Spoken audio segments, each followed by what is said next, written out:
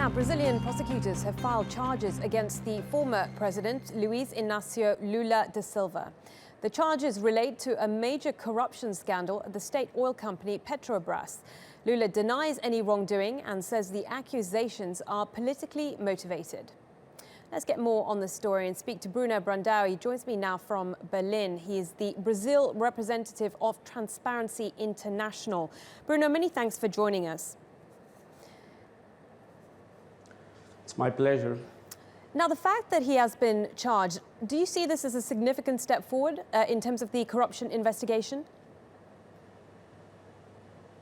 It is. In fact, it is a step forward, an important one, because it represents, it sends a strong sign that the investigations will go up to where it must go. So we won't stop for any economic power or political power, and the investigations are actually going where they have to go, to the highest levels of the political power and the highest levels of economic power as well. We have to remember that yesterday, actually, one of the richest men in Brazil was also sentenced for 19 years in prison.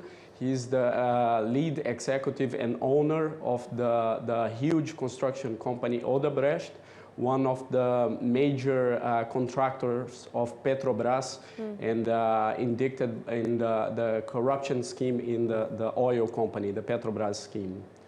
We are hearing reports from Brazilian media that he could be offered a ministerial position. Are you worried that this could possibly shield him from any possible detention? There are in fact some rumors about this, but this is also going to only spur more political opposition to the government, which is already very, very fragile at the moment. So it's a risky step if this becomes true and he is nominated a minister or chief of staff of President Dilma. This is a very risky step because this can spur great opposition and also coming from the streets. There's some huge, massive protests scheduled for this Sunday to happen. And if this happens, that's definitely going to be opposition from the parliament, from the political parties of opposition, but also from the streets.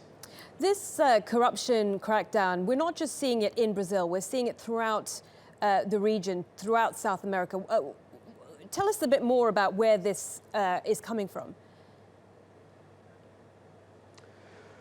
I would say that this situation in Brazil right now is unique in two main ways, in two main aspects. One aspect is the absurd, extraordinary amount of money involved. We're talking about figures of billions of dollars siphoned from only the Petrobras case. Of course, there are also its ramifications, and also involved the highest level of politicians in the country. We're talking about 70 MPs being investigated in this operation, and including the speakers of the Senate and the speaker of the Chamber of Deputies.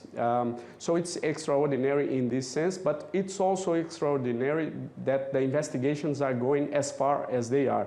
This is in our region, in Latin America, it's quite unique. We don't see that happen, if any case that ever happened in our region. So it's very unique. In other countries like Malaysia, for example, when the Prime Minister was caught in one huge corruption scandal, what he did was to sack the prosecutor general. In Brazil, no, that didn't happen. In fact, President Dilma reconducted the prosecutor general that was actually leading this investigation that was hurting her own political party.